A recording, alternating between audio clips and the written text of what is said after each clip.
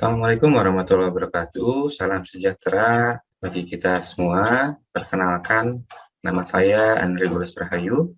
Saya adalah dosen program studi Teknik Elektro Fakultas Teknik Universitas Siliwangi. Di sini saya akan menjelaskan terkait pernyataan diri dosen dalam unjuk kerja Tridharma Perguruan Tinggi atau PDD UKTPT dalam bidang pengajaran.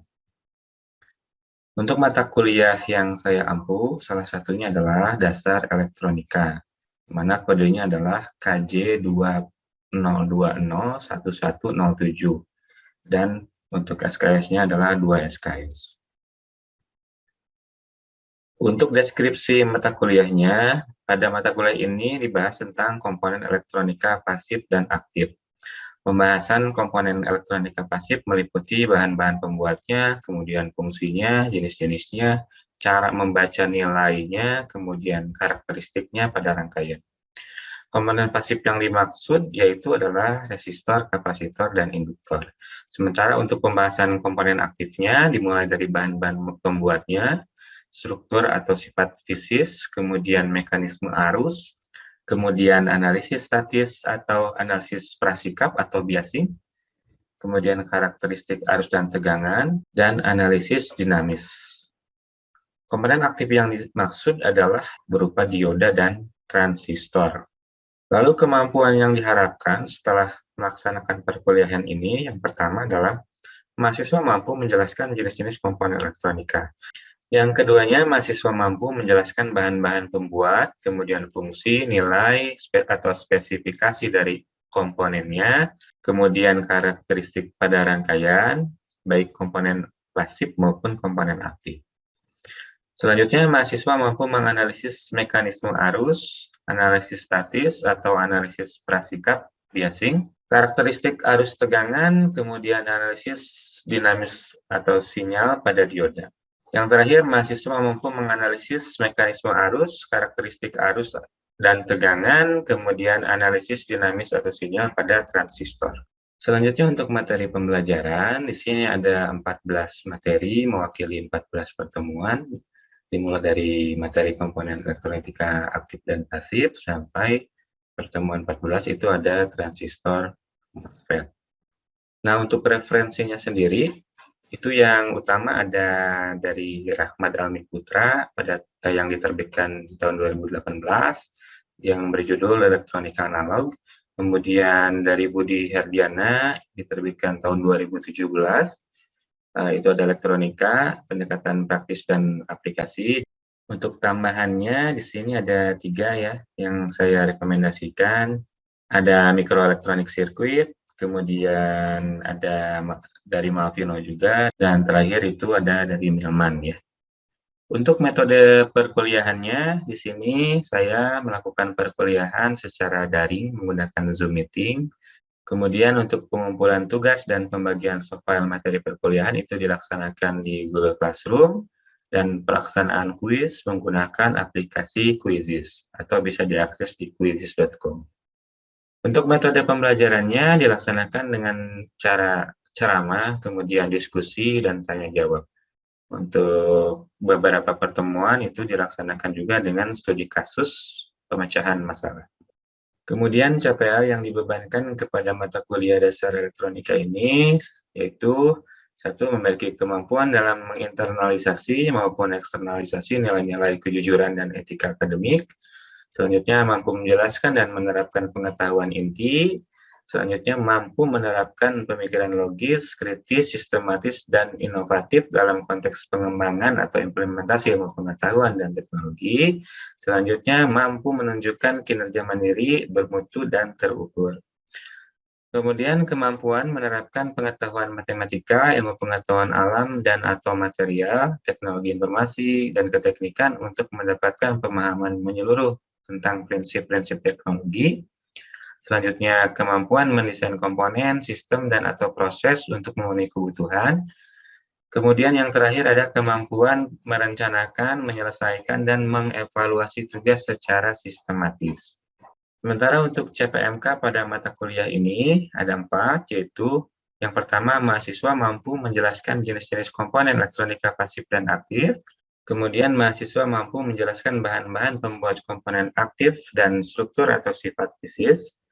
Selanjutnya, mahasiswa mampu menganalisis mekanisme arus, analisis statis atau analisis prasikap, karakteristik arus tegangan, kemudian analisis dinamis atau sinyal pada dioda. Dan yang keempat, mahasiswa mampu menganalisis mekanisme arus, analisis statis atau prasikap atau biasing, kemudian karakteristik arus tegangan, analisis dinamis atau sinyal pada transistor.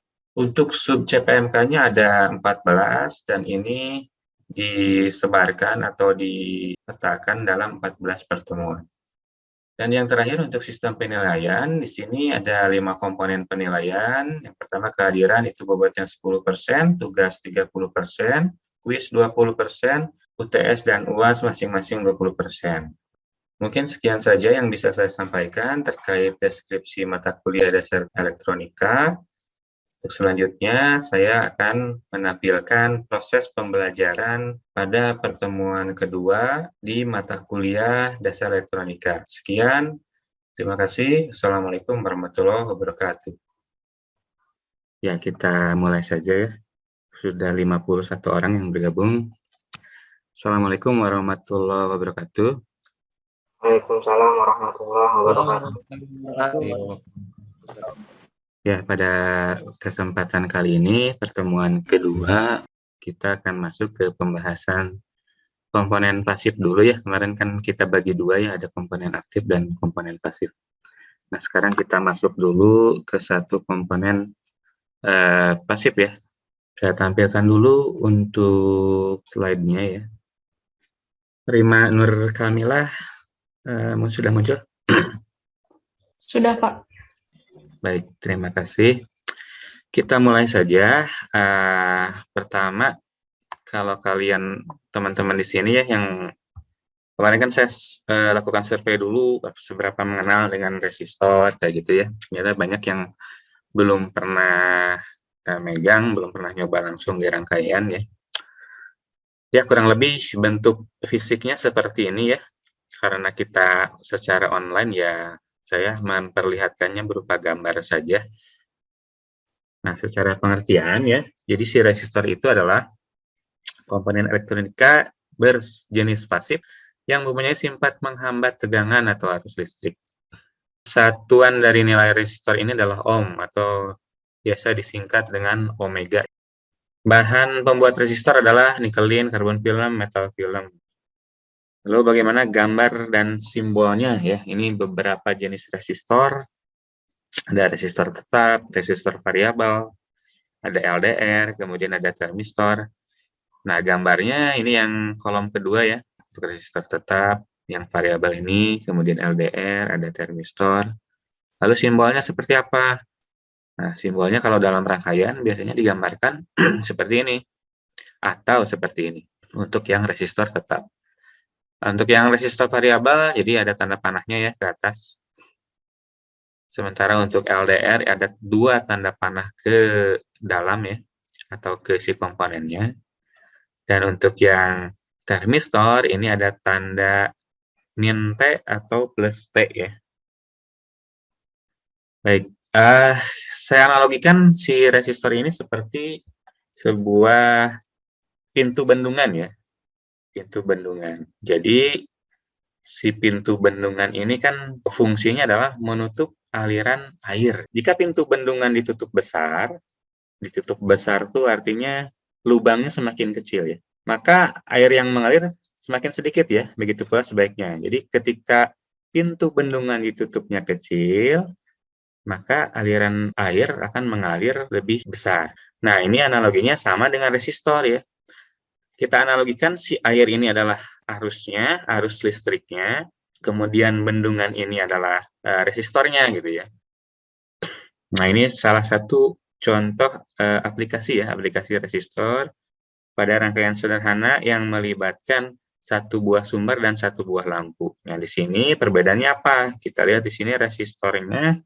Yang pertama ini adalah 800 ohm, sementara yang kedua itu adalah 100 ohm. Lalu apa yang akan terjadi? Ternyata pada lampu yang memiliki resistor 800 ohm, menyalanya dia redup.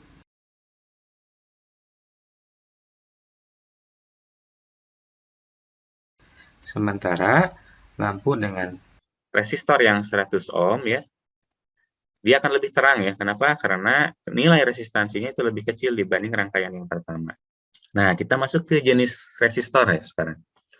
Jenis resistor itu ada resistor tetap ya atau fixed resistor. Apa sih resistor tetap? Dari namanya kita bisa ketahui ini hubungannya dengan nilainya ya, nilai resistansinya. Jadi setiap resistor itu punya nilai tahanan, nilai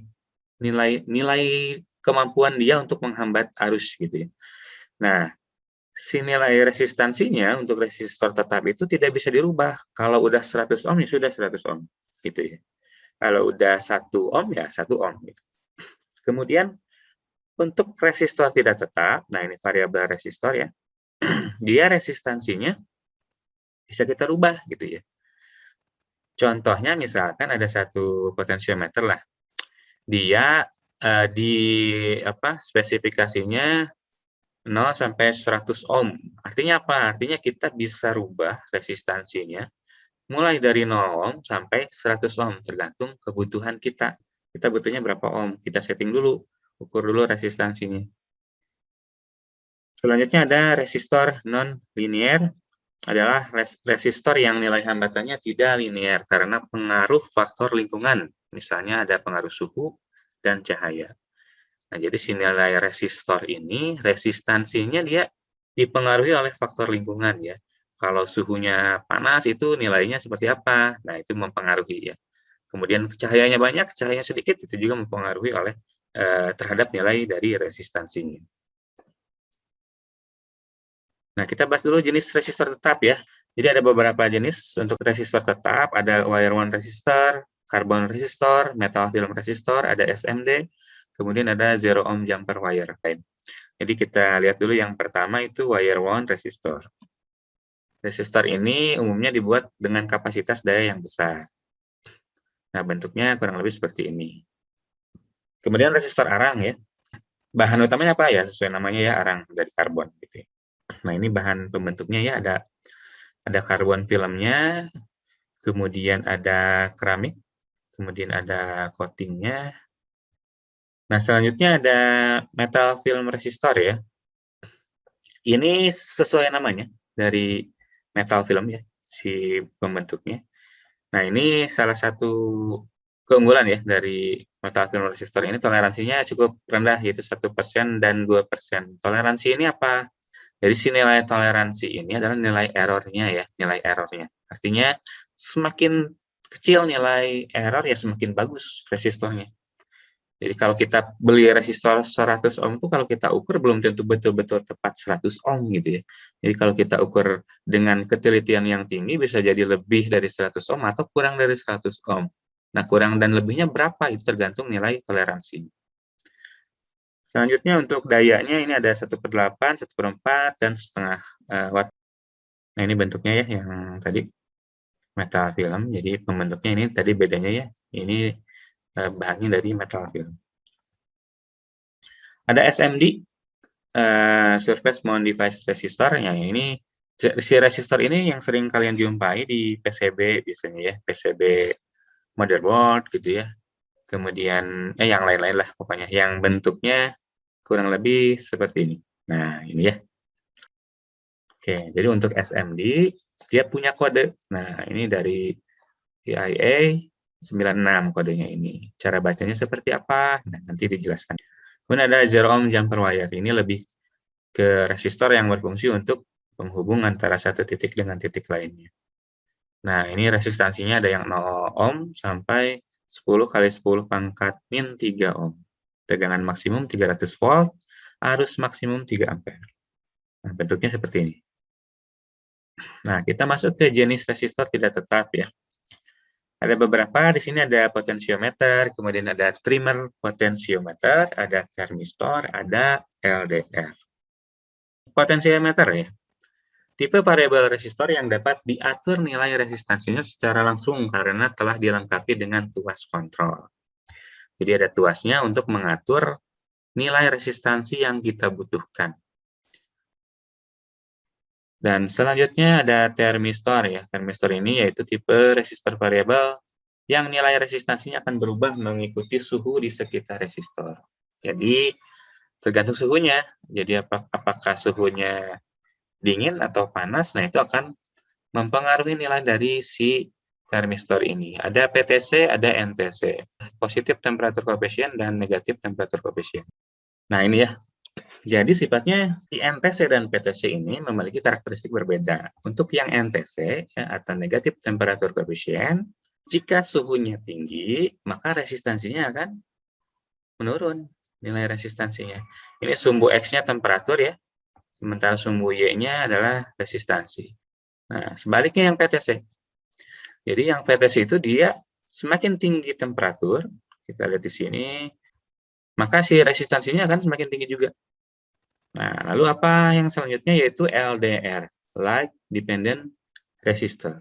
Adalah salah satu jenis resistor yang dapat mengalami perubahan resistansinya apabila mengalami perubahan penerimaan cahaya. Kita lihat di sini, semakin tinggi nilai cahayanya, atau semakin tinggi lumennya, di sini si resistansinya semakin turun. Nah, itu karakteristik dari LDR. Oke, saya akan lebih memfokuskan pada pembacaan nilai resistor. Jadi saya harapkan teman-teman di sini setelah perkuliahan pertemuan ini udah bisa baca nilai resistansi pada resistor ya. Ini ada warna-warna, ada hitam, coklat, merah, jingga, kuning, hijau, biru, ungu, abu, putih, emas, perak, dan tanpa warna.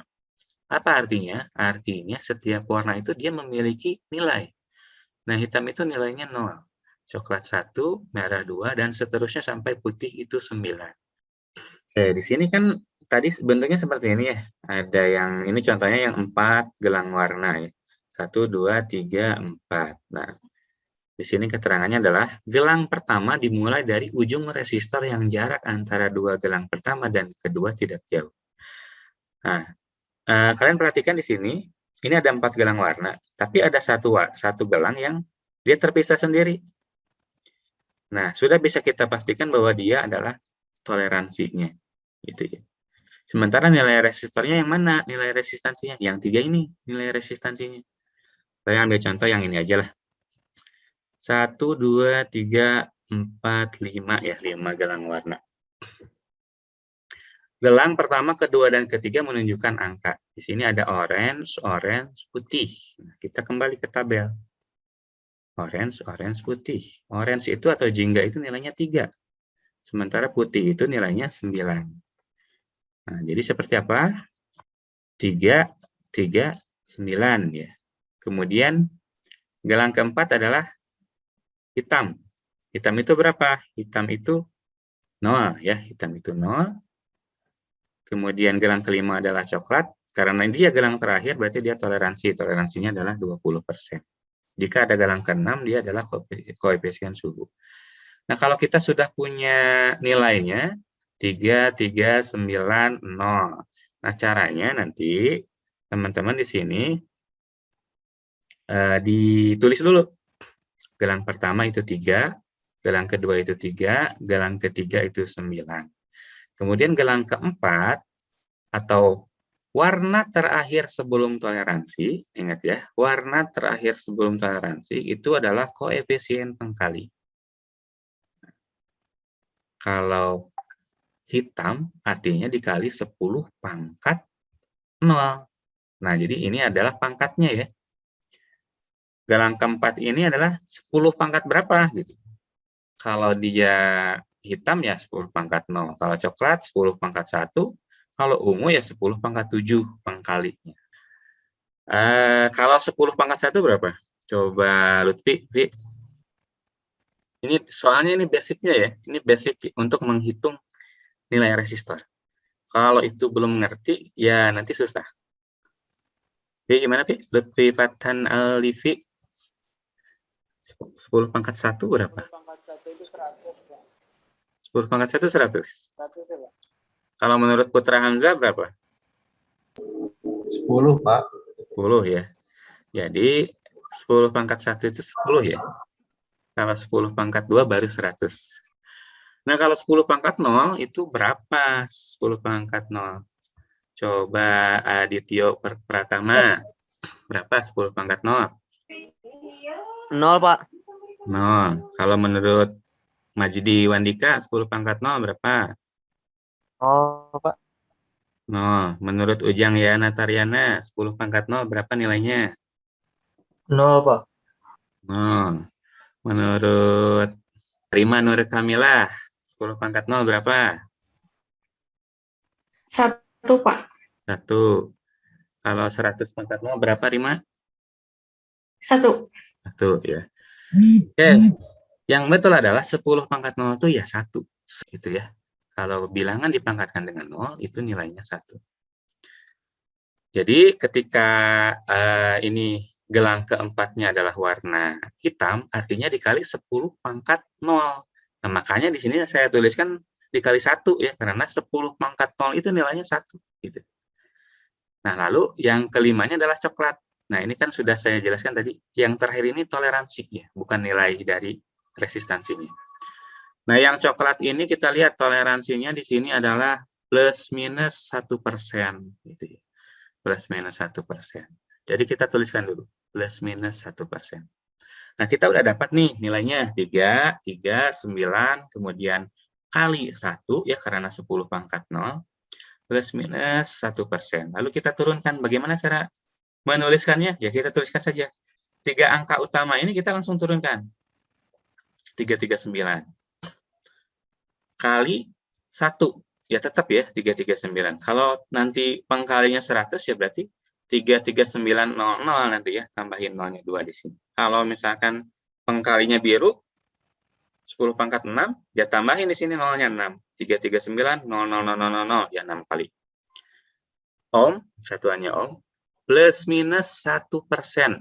1% dari mana? Dari 339.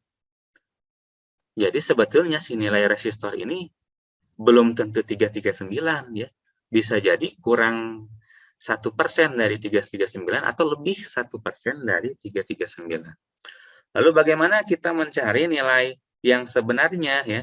Jadi kita bisa cari nilai resistansi minimumnya dan resistansi maksimumnya.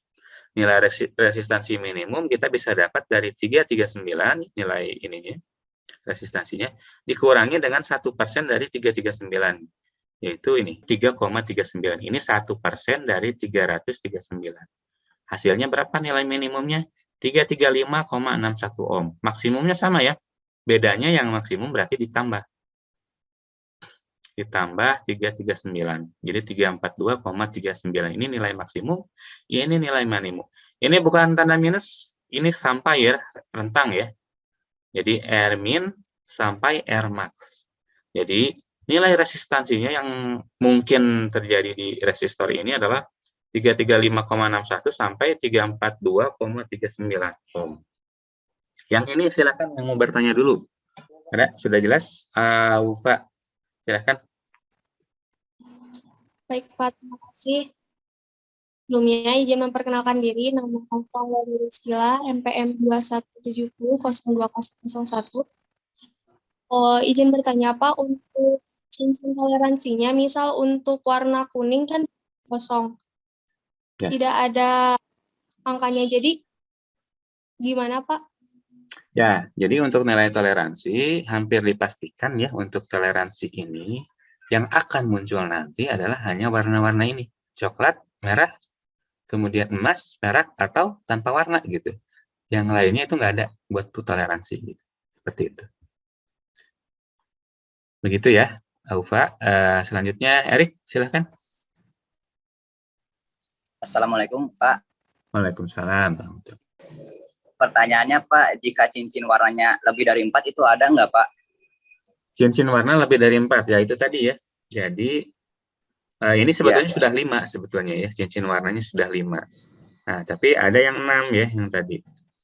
Nah, ini ada 6 cincin warna. Ini maksimal. Maksimal itu 6 cincin warna. Toleransi yang gelang yang ke-6 itu sudah dipastikan dia nilainya adalah temperatur koefisien gitu ya. Sementara untuk yang kelima itu adalah toleransi. Jadi si toleransinya bergeser gitu. Nah, menentukannya itu kita lihat aja yang menentukan apa gelang pertamanya yang mana. Kita lihat aja ada 2 gelang yang terpisah. Nah, itu adalah temperatur koefisien dan toleransi. Seperti itu. Kita lanjut ke yang tadi ya, ada SMD. Nah, ini dikeluarkan oleh Electronic Industry Alliance. Di sini dia punya angka ya di badannya gitu ya. Nah, lalu cara menghitungnya seperti apa? Di sini ada yang namanya sistem 3 dan 4 digit. Artinya apa? Di badan itu ada yang 3 digit, ada yang 4 digit. Contoh menghitung yang 3 digit dulu. Nah, angka terakhir adalah pengkalinya ya. Jadi kalau angkanya 0, itu 10 pangkat 0. Kalau angkanya 3, 10 pangkat 3. Jadi untuk yang 3 digit ini, dia yang pertama 450 itu artinya 45 ohm kali 10 pangkat 0, yaitu 45 ohm. Lalu yang 4 digit seperti apa? Sama ya, yang angka terakhir yang pengkalinya. Berarti dia punya 3 nilai. Nah, 799 itu adalah nilai resistansinya, untuk 2-nya ini adalah koefisien pengkali. Jadi 10 pangkat 2. Nah, jadi 79900 atau 79,9 kilo ohm. Nah, tapi juga ada yang menggunakan kode huruf R, contohnya seperti 0R5. Nah, berarti apa? Si R-nya ini adalah koma. Berarti 0,5 ohm, dan kalau ada 0R01 artinya komanya itu antara 0 pertama dan 0 kedua gitu di sini. Ada 2 tipe ya, untuk yang dari EIA ini. Ada yang sistem 3 dan 4 digit, dan kemudian ada yang seri E96. Nah, dia itu punya kode kalau untuk seri E96. Kita harus baca tabel untuk menentukan nilai resistansinya. Kodenya kita lihat dari 01 sampai 96. Contohnya, di tulisannya ada 01A. Nah, cara menghitungnya seperti apa? 01 ini kita lihat di tabel. 01. A-nya kita hiraukan dulu. 01 itu adalah 100 ya. Artinya dia 100 ohm. Nah, ini juga sama. 38 itu berapa? 38 kita cari di tabel. Ya, 38 itu nilainya adalah 243 ya. 243. Nah, lalu kita masuk ke huruf di belakangnya. Contoh yang pertama tadi adalah 01A ya, 01-nya 100, A-nya berapa? Kita lihat A-nya 1. Artinya 100 dikali 1. Maka nilainya tetap 100. Sementara yang kedua adalah 38C. C-nya berapa? 100. Nah, berarti kita kali 100. 38 nilainya adalah 243 ya. Kita kali 100. Tambahkan saja nolnya 2. Seperti itu. Untuk sekarang ya saya mau sesuai rencana kita. Nah, teman-teman silakan akses link yang ada di kolom chat Zoom.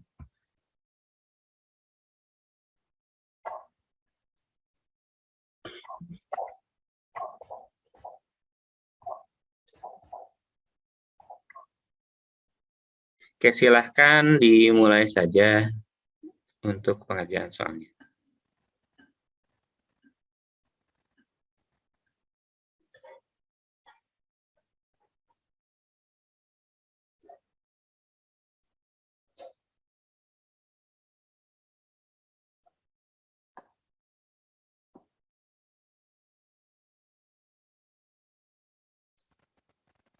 Oke, saya anggap sudah aja ya, sudah selesai. Nah, yang pertama adalah Fikri Aziz Bilgrami ya, selamat buat Fikri menyelesaikan semua soal dengan benar dan cepat gitu ya, paling cepat gitu. Fikri ini paling cepat di antara yang lain. Fikri Aziz. Ya, Pak. Nah, Fikri Aziz ya, selamat ya. Untuk sesi kali ini Fikri peringkat 1 gitu ya di kuisnya gitu ya. Oke, kembali ke sebelum penutup, kembali ke materi tadi, ada yang ditanyakan dulu nggak? Untuk materi dalam rangkaian tadi ya, yang seri paralel, itu akan saya lakukan penugasan saja biar teman-teman lebih paham lagi gitu ya. Nanti ada infonya di Google Classroom, silahkan dicek saja nanti. Oke, ada pertanyaan dulu? Oke, kalau tidak ada lagi, saya rasa cukup sekian dulu aja untuk pertemuan kali ini. Wassalamualaikum warahmatullahi wabarakatuh. Waalaikumsalam warahmatullahi wabarakatuh. Waalaikumsalam warahmatullahi wabarakatuh.